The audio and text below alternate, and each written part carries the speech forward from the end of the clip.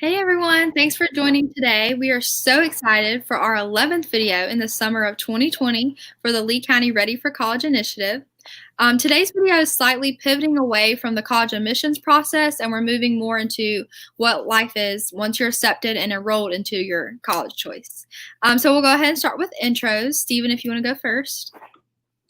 Yeah. Hi, everyone. My name is Steven Herrera Tenorio. I'm a rising senior at Duke, and we're going to do this a little bit different with our intro. So we're going to talk about like our major changes and how they went over the years, because the topic is majors and minors and things like that.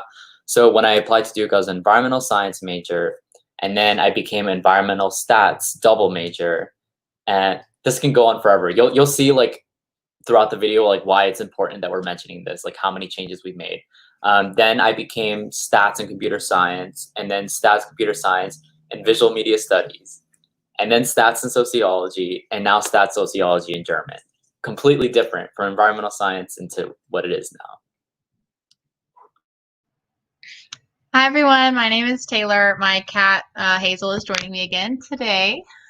She loves these live videos. I don't know why. But I went to Barton College as an intended nursing major. Quickly realized that was not for me. Thought about health professions, and then math. Then I was math and business. Then I was math and biology. And then I was biology with a math minor. And all the while I also had an honors research minor. And in graduate school, I'm going to the University of Georgia. And this program thankfully allows for me to be a little more indecisive. So I'll do 3 different rotations. But looking into graduate schools, I originally considered microbiology, then genetics, cell biology, neuroscience, and finally biochemistry and molecular biology. And I'm Caitlin. I'm a rising senior at ECU, and I've actually had the same major just going on 4 years, elementary education, and so I'll talk a little bit more about that later. So just a quick disclaimer, the Lee County Ready for College initiative is established by college students. We are not professionals by any means. So we're just providing support using our own perspectives and experiences and the knowledge that we have. So to start us off, Stephen, if you want to talk a little bit about what is a major. Yeah. So from the very basic like structure of what a major is, because I feel like, if you're not involved in the space of like colleges and things like that, like you've heard about it, you know what it is, but you don't really know what it is. So a major is basically like what you might think it is. It's what you're specializing in during your undergraduate career. And generally it is supposed to supplement this thing called general ed, which is these courses that you have to take regardless of what your major is. And that obviously depends on like the program that you're applying to and the school that you're at. So for example, like for me at Duke, every class is actually worth the same, which is kind of crazy. I know that's not the same for like other, like it's not the same at other schools.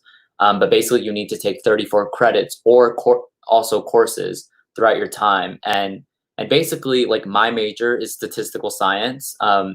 And so like I have to take 5 mandatory core requirement courses. So these are courses that I have to take if I want to graduate with a stats major. And then I have the option of choosing 3 electives in the stats department. So those can be anything, meaning that they're not required, but like I have to take 3. And then specifically, if I want the Bachelor of Science in Statistical Science, I have to take an additional course in an applied discipline. So that could be computer science, math, economics, biology, or physics. And the reason why I mention that is because there are many different types of degree programs that you can have within a major. For example, I'm doing a Bachelor's of Science. Some students, and alternatively, the other popular, more traditional choice is the Bachelor of Arts. And those can differ in terms of the types of courses that you're taking within the major. And then in other cases, it's very specific. So for example, there's a bachelor's in business administration or a BBA, which is not the same as a bachelor's of science or bachelor's in art, but it's really just terminology. And I don't think it really makes that big of a deal whenever you're deciding like what major you want to do. And then also it's really important. Like I'm just going to emphasize this, that like when you're applying to school or if you're a rising first year, know like how the credit system works at your school. So for me, I would say like Duke is the anomaly. Like it's a very rare case where you find a school where every course is considered the same. a history, 100 level history course is worth the same as a 600 level like math course, which is unique. But in other schools, like for example, like ECU, Caitlin could talk a little bit about this too. It's based off of like how long the course is, and or how difficult the material is. And yeah, that's basically what a major is. Okay, and then Stephen, could you just talk a little bit more about minors and what that looks like? Yeah, so minors, exactly the same. It's like probably what you think it is. It's a mini major. So basically, like it's not the same like level of depth and I guess kind of representing like who you are. A major would be like this is like what I'm specializing in, but a minor is almost like supplementing that. So it's telling a little bit more about like your educational journey or whatnot.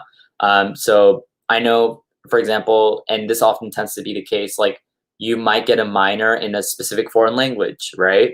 And so, and it also it depends on your school, but in some cases, like and for me at Duke, like if you have to take 3 courses from beginners to intermediate or 1 advanced level course in a foreign language, depending on what you want to do. So, like for me, I took French in high school. If I wanted, to get the foreign language requirement done out of my general ed, then I would just take that 1 advanced course and be done with all my foreign languages, and I wouldn't have to take more courses. But I knew that Duke had a really, really, really strong German department. Not to say that, like, it's a very unique situation if you ever find yourself taking a German class. Some people have the reasons, but for me, it was very just like abstract, and I'm just going to try taking a German class, and I want to learn a new language. And I ended up really liking it. And so that just supplements like the types of courses that I'm taking at Duke. And in addition to that, I also have I'm getting a sociology and a minor in sociology, which kind of overall makes like a theme, if you want, with the types of programs that you want to put together. But also at the same time, don't put too much time and energy into creating that narrative, because oftentimes it might just be out of pure like curiosity and whatever you want to do with your program.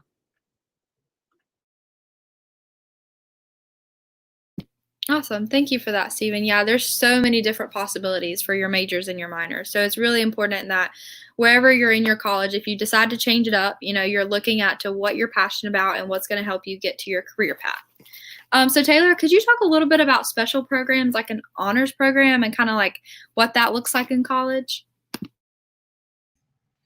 Yeah, of course.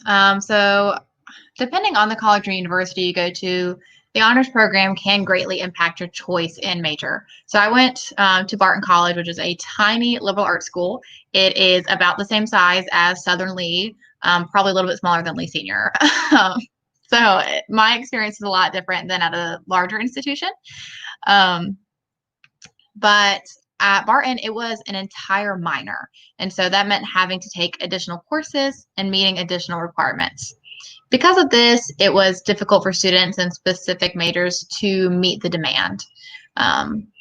So it's important to kind of look at that, especially when you're looking at institutions, if you're considering being a part of the honors program. I remember nursing majors specifically had the most difficulty because of their clinical hours. So when they got into their junior and senior years, most of their semester was spent doing clinicals at the nursing facilities or at the hospital. So it's difficult for them to take additional courses. Our director, though, was extremely helpful whenever students had special circumstances. So he would push students to finish their minor early so they would be able to complete it. And I would always just recommend asking questions. If you're considering joining an honors program, make sure you know what is expected of you and the requirements each year for completion. So if it is a minor, does that mean you have to take 1 course each semester? Is that 1 course each year? Look into exactly what is expected of you. It does look great on a resume and can provide extra scholarship opportunities, which is the main reason why I did it. But it is not worth it if it will burn you out. So you're going to college to finish, hopefully, in 4 years. And it's okay if you don't, but don't get burned out because you just get too involved in an honors program or something that's too overwhelming. Consider yourself first when making these decisions. And in order to get into these kinds of programs, some schools will even do cohorts too. So it's like major specific programs. Sometimes you'll live together. Definitely look into them because there are seriously tons of scholarship opportunities there, which is my main motivation, money for college. But for when I was applying to Barton, it wasn't a separate application. They've changed it now and updated it to apply just to help retention rates. But I actually got my acceptance into the honors program before I got my acceptance into Barton College because I met all the requirements. There's like, oh, hey, you can be in here too if you want. And so I did for the scholarship money. But other ways you can do it is you can look online at their honors schools. Sometimes they're called honors colleges. Sometimes they're called honors programs. Not every school calls it the same thing. But if you're interested in something like that, definitely just look into it. Awesome. Thank you for that, Taylor. Yeah, the honors program at every university will look a little different. I have a few friends that are at the one at ECU, and the course load looks a little differently, but they all seem that they really enjoy it. And Taylor brought up a great point that there is a lot of scholarships involved with that. So if that's something you can qualify for and you're interested in, definitely take advantage of that opportunity. Taylor, could you talk a little bit more about just general education classes or like your gen ed classes for your first year experience? Yeah, of course. I was extremely indecisive. So I changed my major like 5 or 6 times, but I had chosen my major by sophomore year. So all of that major changing was in my first year, which is totally normal. So don't be scared of it. But because I was so indecisive, I took a lot of general education courses because I knew I needed them anyways. And since I don't know what I actually want to do right now, might as well knock some of these out. And it's always there. Like you can always find something to do. It is always where I learn some of my different interests too. So my favorite class in undergrad, besides my science courses, because I am a bit of a science nerd, was actually African American literature, which was a huge shock to me because I like reading, but I'm not a huge avid reader. And so taking a class where I had to read like 7 books in one semester was a lot for me. But really interesting. It was one of my most demanding classes I took, but it provided a whole different perspective for me during my college career. It was nice to take a break from the science classes and just enjoy amazing literature. Gen eds can teach you things about yourself that you never even knew, so be open-minded. I mean, I was always interested in ceramics and pottery. So like those are classes I wanted to take too. So if you just have like a random side hobby, photography, like take a photography class. Why not? Sometimes it'll count for a general education, get that out of the way, and you get to explore things that you probably never even thought you might enjoy. Yes, I love that last part, Taylor, that some of the classes really will surprise you. It's for my schedule here at ECU, a lot of my classes are already picked for me. I didn't have much flexibility in mine. So some of these classes, I've read the name and I was like, oh, I'm going to hate this class. And I took it and I ended up really enjoying it. So that's a really good point to bring out for gen ed classes. Before I go into a debate about gen ed classes versus major specific, Stephen, do you have anything to add? Yeah, so I think what Taylor brought up was super important about like indecisiveness, especially your first year. Like I think first year is okay to make that.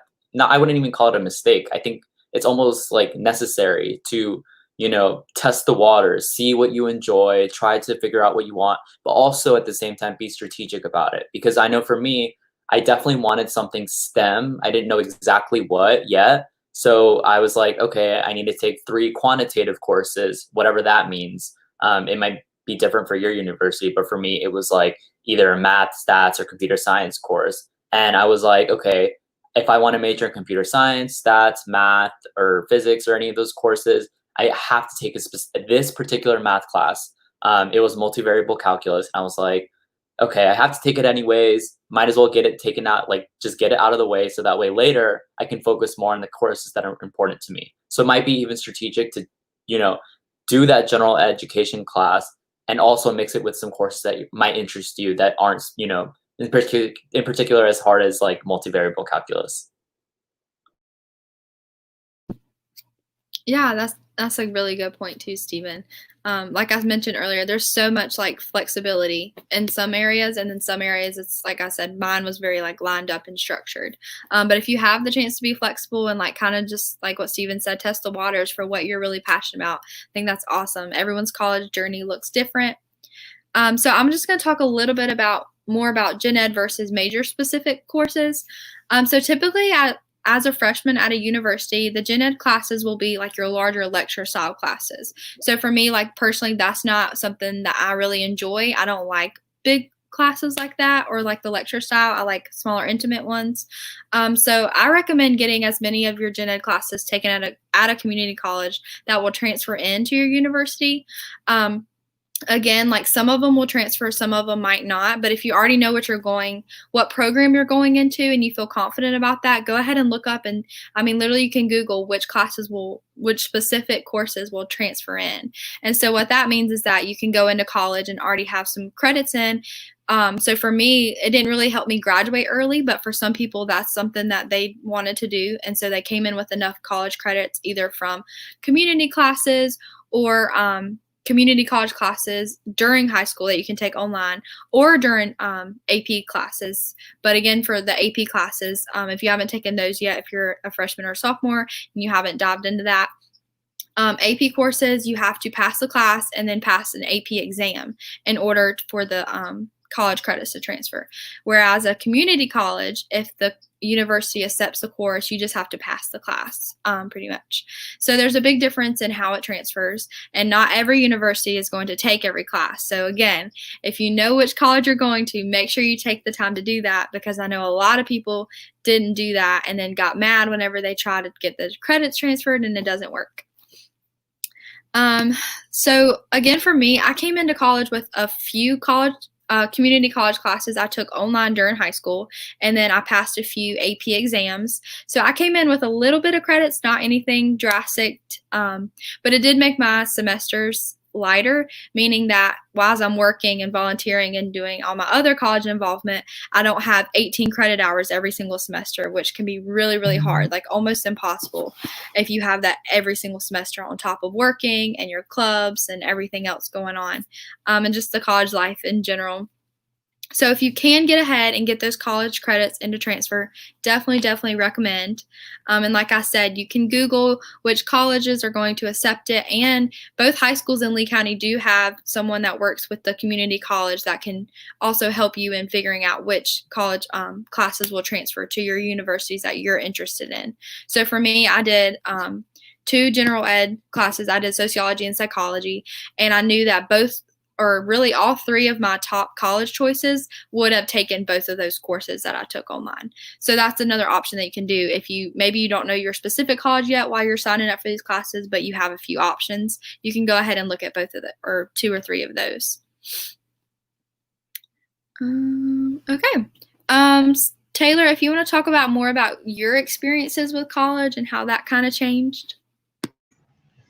Yeah, so I mentioned earlier I'm really indecisive. That was not just in choosing my major, that's pretty much in everything that I do. I like to consider all of my options, but I was definitely indecisive in undergrad. I was an intended nursing major when I first began college, and I immediately started to reconsider during my first semester. I think I made it halfway through the first semester. I never even took a nursing class, but I realized it was not for me because, bodily fluids and all of those things, not for me.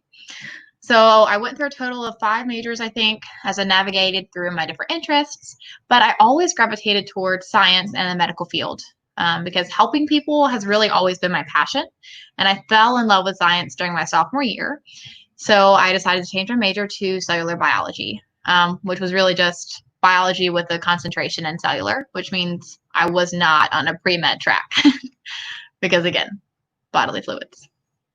But the best advice I really have is just not to be afraid to change your mind or explore your interests. The best advice someone gave me is that you are not married to your intended major. Just because you go into college saying that you want to be a nursing major, just because I wanted to be a nursing major all of high school, does not mean when I get to college that's actually what I want to do, because I learned very quickly it was not. So you are not married to your major. College is all about exploring and trying new things, so don't be afraid to take courses outside of your normal comfort zone. You may be surprised by newfound passions and interests, like I was with African American literature. In terms of my major changes, I would not do things differently. I am so thankful I was able to explore different possibilities and combinations. And honestly, my small school made it so easy to navigate. I remember specifically Dr. R was my advisor whenever I had a math major. And I went to advise with him and talk about my classes for the next semester. And I was like, Dr. R, I don't know if I want to do math. It's like, I don't know if I can do this. Calculus 2 really kicked my butt. Like, I don't know if I want to take this anymore. And so I mentioned biology. He walked me down to the dean of the School of Sciences, his office. I was like, hey, my student here is thinking about biology. I know that you teach biology. Can she talk with you for a moment? Like, do you have some free time? He opened his office. He sat and talked with me for 30 minutes. I changed my major to biology, and he made himself my advisor. So my advisor was the dean of the School of Sciences, and I stuck with biology ever since. So don't be afraid to talk to people and ask questions if you're not sure. Take classes to explore different things. So I definitely had a great experience. Wouldn't change it. Recommend asking all of the questions.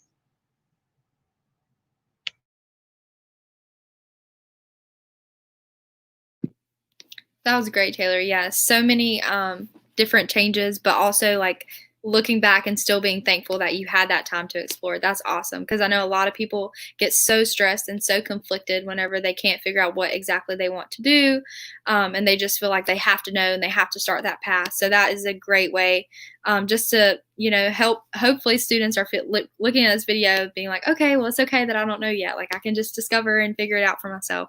And like you said, using your resources to talk to people, talk to your advisor, talk to your professors, talk to people who are in the majors that you're considering.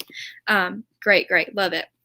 So I'm also going to bring up here, I think, again, it's important to remember that every college student's journey is going to look different. It doesn't matter how many detours you take, deciding different majors, different minors, different classes you're going to take each semester. You're finding your passions, you're finding yourself, and if you continue to work hard, it's all going to work out, and I think you'll get to where you're meant to be. So similar to Taylor, some students will change their major many times, while others, such as myself, will keep the same one with confidence and knowing exactly what they want to do. And I've wanted to be a teacher since I was a little girl. In high school, I started considering, nursing or physical therapy. And then once I started getting more experience in elementary classrooms doing teacher cadet and peppy in high school, I was like, wow, okay, this is it. And I haven't looked back since. And I'm also a very indecisive person like Taylor, but luckily with my major, I just knew.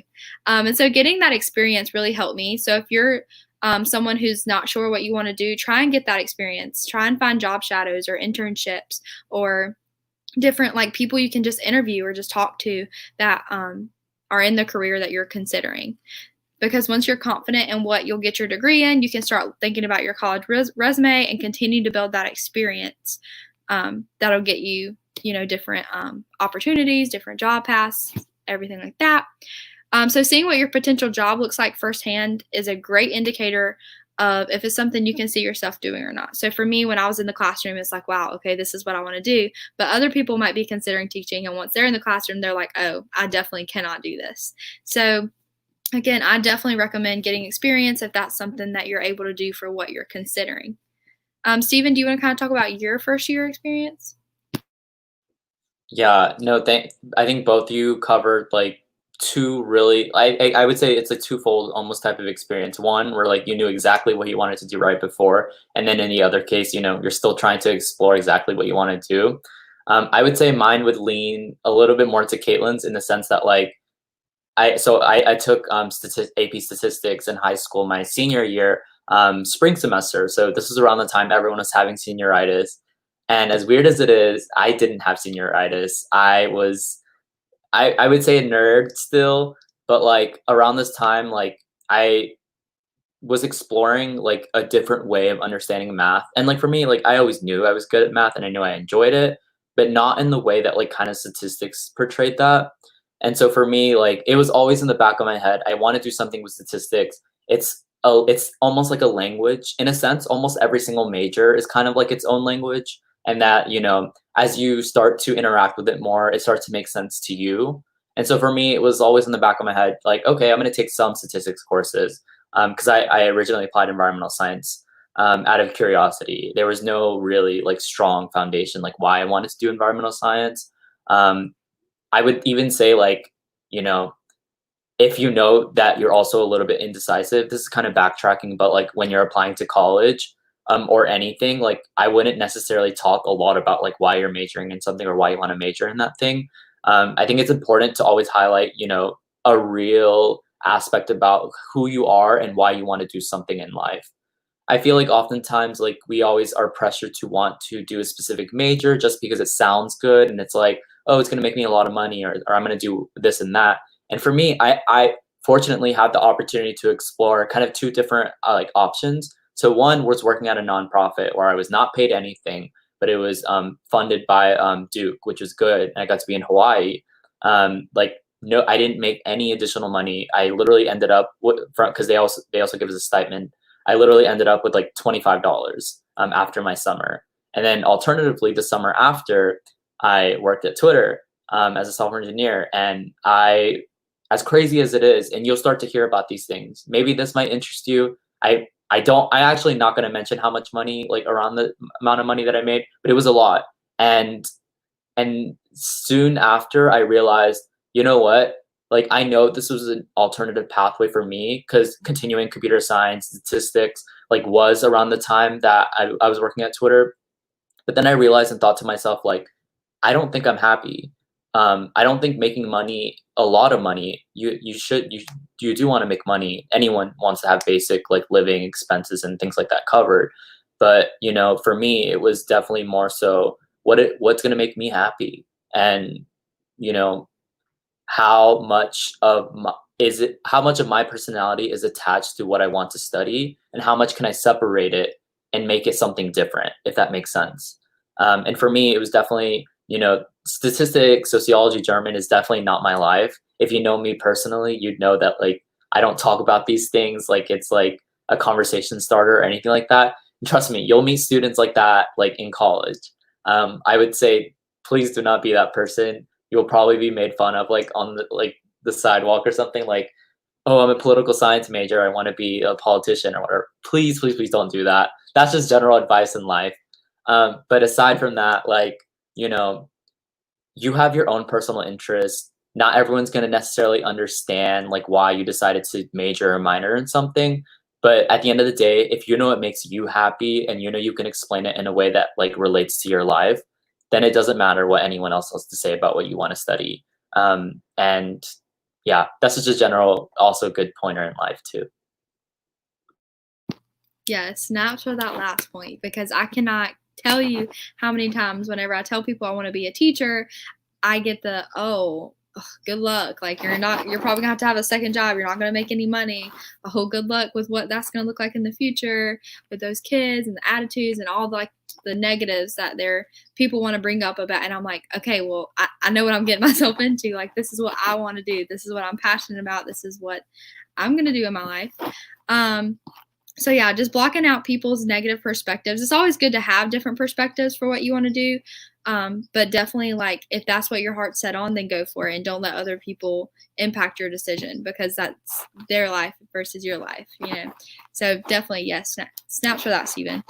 Taylor, if you want to talk a little bit about pre-professional tracks and kind of just some examples of those, and talk more about your current program. Sure, I would love to. I do also want to mention the negative stereotypes. Nothing against being a teacher or anything, because wow, that takes a lot. But every single time I would tell someone I was a biology major, they would assume that because I'm a woman, I wanted to be a teacher. They would not assume that I wanted to be a scientist. They'd be like, "Oh, so you want to be a teacher?" And I would look at them and be like, "I think I'd be an education major if I wanted to be a teacher." And so just know that if you are doing something that's out of your comfort zone, because stereotypically, like if you want to be a nurse and you're a male, go for it. If you want to be in STEM and you're a female, go for it. Do whatever you want to do. Don't let people's stereotypes define what you study. So I want to be a scientist, and that's what I'm going to be. And that's why I'm going to graduate school, which is very fun and exciting. But a lot kind of goes into it. First, it is okay to be unsure if this is the right track for you right now. I did not decide to even look into graduate school until the spring semester of my junior year of college. Because again, I was indecisive, and come second semester of junior year, I was like, oh goodness, what am I going to be doing this time next year? So, of course, I like consistency. So I was indecisive with grad programs that I wanted to attend. And I did not know, I did know that I eventually wanted to get my PhD. And with hard sciences, a lot of times you can skip your master's and go straight to do that.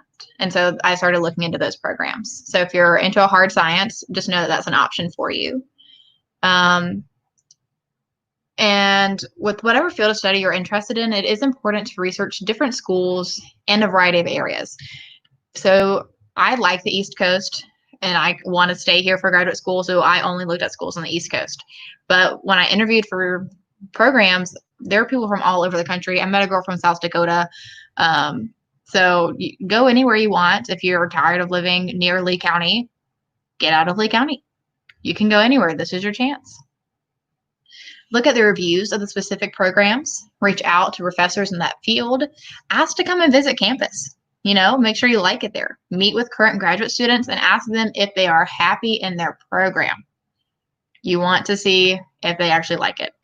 It's very similar in choosing your undergrad school. So, whenever you choose your college that you're going to visit campus, right? You're going to go to an orientation. You're going to talk to people and ask them questions. Do that with graduate school too. And there's also pre-professional tracks that you can choose. So I'm doing PhD graduate school. I am not going to be a medical doctor, just getting a PhD. But you can be pre-med. You can be pre-law. You can be pre-business. You can pretty much be pre-whatever, pre-vet. There are so many options. And that basically just means this is my undergrad major, but I'm going to go to more school after this. That means I'm not done. We still got some more schooling to do. I'm just preparing for all of that. And when you're doing that, you need to make sure you know the prerequisites that you need to complete. So with getting your PhD or just going to graduate school, a lot of times you don't need specific prerequisites unless you're applying to very specific programs.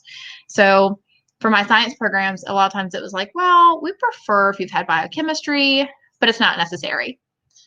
For pre-med, it is necessary. You do have to take those courses, organic chemistry and physics. For pre-law, you have to take all these political science courses. Just so look into the specific programs that you're interested in and exactly what they require of you. It's important to also look at the academic requirements. GPAs are so important because don't get me wrong, I love the saying C's get degrees, and they do. But C's do not always get you into graduate school. So if that's where you want to go, you need to make sure you're focused. And there's so much I could talk about here, but we do have a whole video on this later. So, there's just so much to cover. This barely even touches anything. But just keep that in the back of your mind. If you're interested in this or you think maybe you might be interested in more school, a lot of people are like, I don't know if I can do school again. Because, some people don't even like school after high school. And then they go to college and they're like, you're going to school for 5 more years? Yes, I am. I am doing that. And some people take a break. You don't have to go right after, There's lots of options to consider. So if you're even remotely possibly interested, tune in to our video. I think it's and 2 videos. Steven's holding up a 2. I'll trust Steven. But of course, we'll post about it on our social medias. But it's important when you're looking to graduate school to keep in mind the majors that you're doing. But sometimes it doesn't even matter. Because I know people that did psychology in undergrad that are in my same hard science program. So as long as you do some research and do the required prerequisites, it doesn't really matter what you do in undergrad. Just find your passions, study what you want to study. If you want to study even more things, pick up a minor. If you need more credit hours, pick up a minor. Just have fun with it. It's college, explore, find new interests and passions. Make friends. Have fun. Don't worry too much. Yes, that was great. I love the part at the end where you're talking about all the different options because it is when you really just sit back and once you're in college, you're like, wow, I could have done so many different things. Not that I'm not happy. I do love my program and I'm so excited to have my own classroom and now only a year. Wow, that's crazy. But like Taylor mentioned, find your passion. So college, yes, you're ideally going to school to get the job you want and the career path, but also go to college and take classes that you're interested in. That's going to help you, find more about yourself and learn your passions and everything. Love it. So yeah, there are definitely so many different majors, so many different minors and programs, and then pre-professional tracks and graduate school, PhD programs. So definitely, like, once you figure out what you want to do, there's always going to be even more options. That's going to maybe confuse you, but also give you time to dive in and figure out what exactly you want to do. So thanks for everyone for tuning in and watching this video. We covered a lot of the basics that we hope many of you guys will take away when making decisions regarding your major, your minor, or your program selection.